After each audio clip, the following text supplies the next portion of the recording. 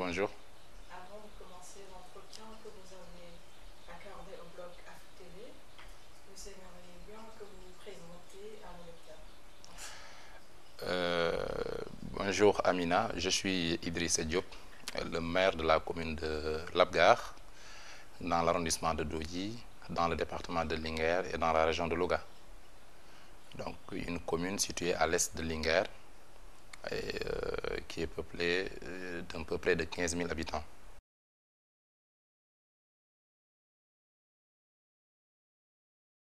Que retenir? Tout d'abord, c'est de saluer l'avènement de l'acte 3 de la décentralisation, qui est un acte qui est venu à son heure, qui fait des anciennes collectivités locales, notamment les communes rurales, des communes de plein exercice. Ceci a été le vœu, en tout cas le plus ardu du président de la République, son Excellence M. Macky Sall, à son accession, en tout cas à la tête de la magistrature suprême. Il a voulu quand même euh, régler toutes les formes, en tout cas, de disparité qui existaient, donc toutes les formes d'inégalité, dont, en tout cas, nous, communes rurales, on faisait objet. Et ceci dit, il a voulu réparer, en tout cas, cette forme d'injustice qui, à mon avis, devait disparaître de cet arsenal, en tout cas d'ordre de collectivité locale, de supprimer les régions, de créer les départements, de supprimer les régions, les communes rurales et de faire des communes, en tout cas des communes de plein exercice, et que toutes ces communes-là puissent être dirigées par des maires. Et là, on est vraiment fiers et on est vraiment content de cela. Bonjour maire, aujourd'hui, est-ce que vous savez, Idrissa, quelle est votre ambition pour la gare? Des ambitions énormes, en tout cas, de par en tout cas notre vécu et du fait aussi qu'on est un produit de l'Abgar, natif de l'Abgar, on a beaucoup d'ambition pour notre commune. On n'a pas aujourd'hui le droit d'échouer. On a trouvé une communauté rurale qui quasiment est dépourvue de tout.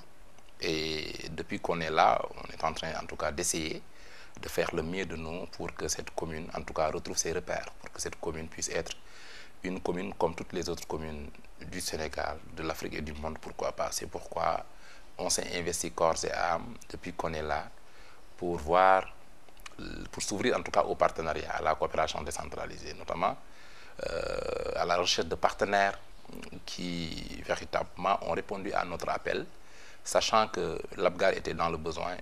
On a eu quand même véritablement le soutien de tous les partenaires à l'étranger. Je vous remercie. Humilité à part, j'avoue que ça a été un combat. Donc, un véritable sacerdoce, on est engagé véritablement de lutter pour en tout cas en arriver là. Ça n'a pas été facile au début. On n'a pas été politicien pour quand même faire la routine, mais on a quand même voulu être politicien pour devenir maire de la commune de Labgar et pour ensuite parler au nom de la collectivité locale de Labgar, enfin en tout cas de pouvoir résoudre ou bien de répondre à leurs préoccupations. C'est ce que nous sommes en train de faire aujourd'hui et ceci a abouti à en tout cas des résultats probants, notamment dans le cadre de la coopération décentralisée aujourd'hui. On a eu deux ambulances, une venant de l'Allemagne, une autre venant de la région Aquitaine en France. On a eu à recevoir un camion citerne qui lutte contre les feux de brousse, un camion de secours et d'incendie de Lot-et-Garonne.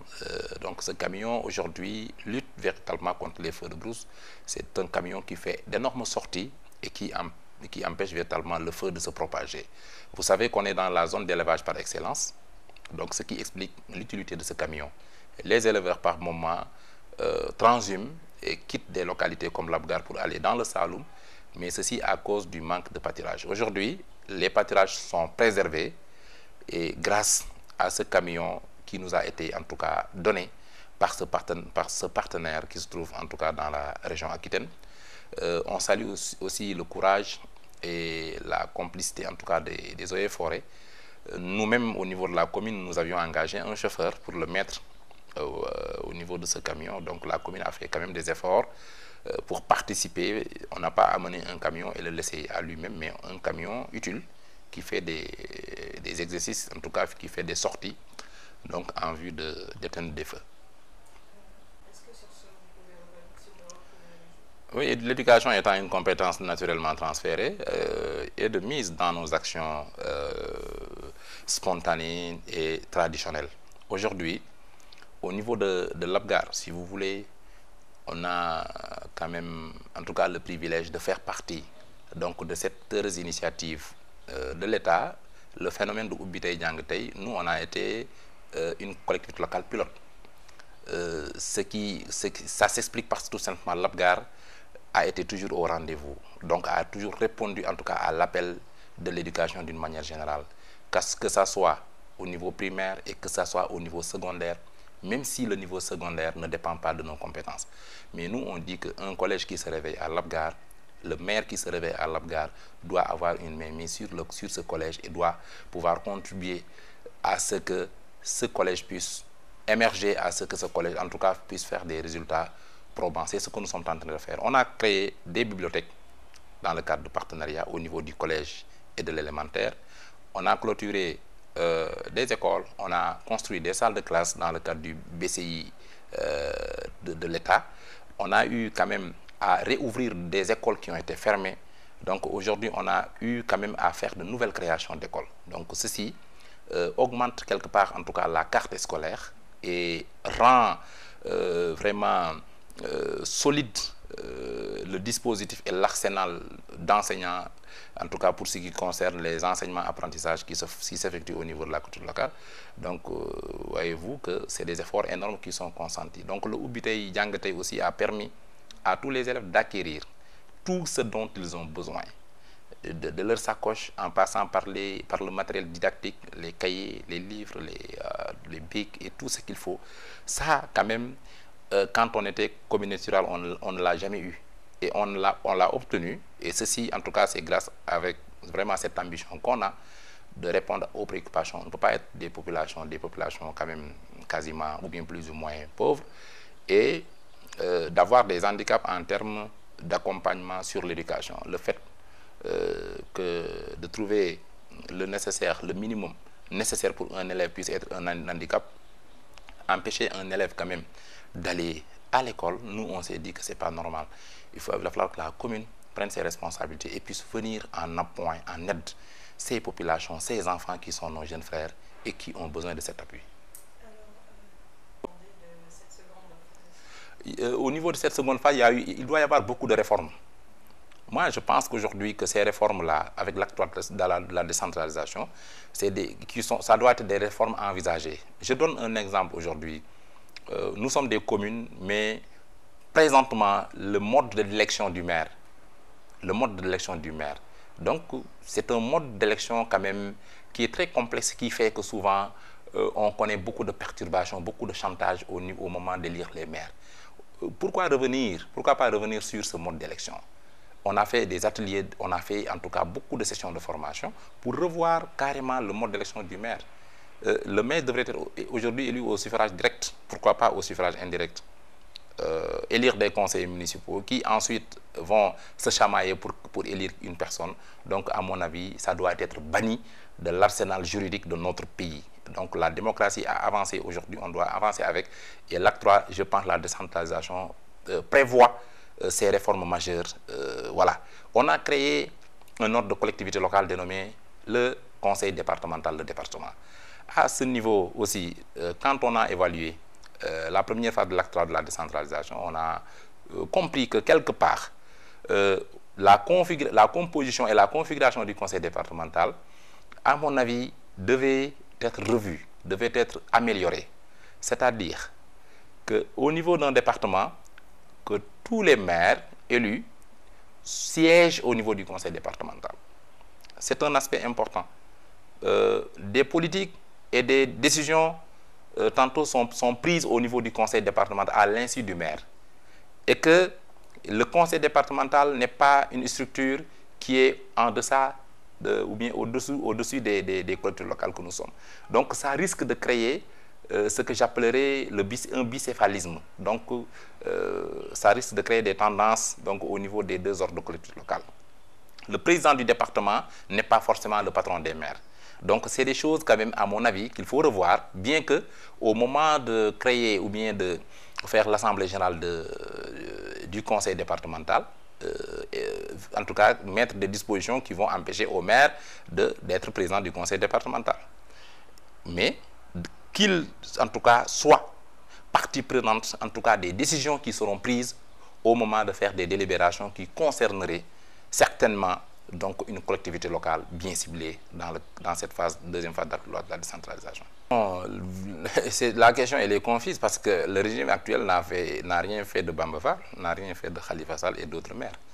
Bamba Fall, je pense bien, d'après les informations que j'ai, c'est un maire qui aurait, je ne sais pas, en tout cas organisé, en tout cas une série de sabotages à l'occasion d'une manifestation au niveau du Parti socialiste. Et ça ne concerne pas l'État, ça ne concerne pas les maires, ça ne concerne pas l'AMS, ça concerne un parti politique structuré, organisé, qui se trouve être le Parti socialiste, et ils le gèrent. Ils se sont amenés à la justice, donc la justice est en train de faire son travail. Je n'ai pas, en tout cas, beaucoup de choses à y ajouter. Donc c'est une affaire qui est pendante. Donc moi, ce n'est pas une affaire qui m'intéresse à 100%. Donc ce qui m'intéresse, c'est les affaires macro du pays. Et du coup, le cas Khalifa Sall aussi, c'est des choses, en tout cas, comme moi, maire. Aujourd'hui, si je m'aventurais à faire des malversations financières, je pense que avant même que la justice ne s'autosaisisse, les populations vont se révolter, vont se soulever contre moi pour me dire non, non, Beignet, vous avez fait des dilapidations de terre, machin, comme on le vit toujours au niveau des médias. Donc, souvent les politiciens et l'opposition, ils cherchent à chaque fois de trouver des alibis donc, qui coïncident avec souvent certains phénomènes pour dire que voilà, c'est le parti au pouvoir. Non, moi, je ne crois pas en cela. Je crois en tout cas aujourd'hui à ce que tout un chacun de nous est maire et que tout maire doit, dans le cadre de sa commune, faire des activités, d'établir en tout cas un programme qui lui permet en tout cas demain d'avoir la confiance des citoyens de sa commune, donc pour l'élire demain, donc s'il a l'ambition de devenir maire ou de devenir autre chose. Mais je ne pense pas que ça puisse être un acharnement ou une autre astuce, en tout cas en vue de les contraindre. Non, je pense que le régime actuel n'a pas assez de temps pour ça, donc ils sont au travail. Et demain, les Sénégalais vont les juger par rapport à ce qu'ils ont fait sur place. Vous êtes également membre de la coalition présidentielle. Aujourd'hui, on chemine vers les élections législatives dans quelques jours. Il y a cette coalition, en tout cas, qui est en train de se fissurer. Aujourd'hui, c'est annoncé dans la presse que le BCG de Jean-Paul Diaz a quitté la grande coalition pour rejoindre le Manko Wattu-Sénégal. Aujourd'hui, il y a de quoi avoir peur. Vous savez, nous, on est dans la coalition Benno Bokk Yakaar, donc qui se trouve être celle présidentielle, dirigée par son Excellence M. Macky Sall. Les citoyens sénégalais ne vont pas suivre un mécontent, quelqu'un en tout cas qui, à mon avis, n'est pas satisfait parce que ses problèmes personnels ne sont pas résolus. Nous, on n'est pas là pour régler des problèmes personnels au quotidien. Nous sommes là au pouvoir en train de régler au quotidien les problèmes globalement des Sénégalais. Pas un groupe de copains, une bande d'amis qui, en tout cas, se dessinent à l'horizon pour créer une coalition. Ils ont raison parce qu'ils seront enterrés.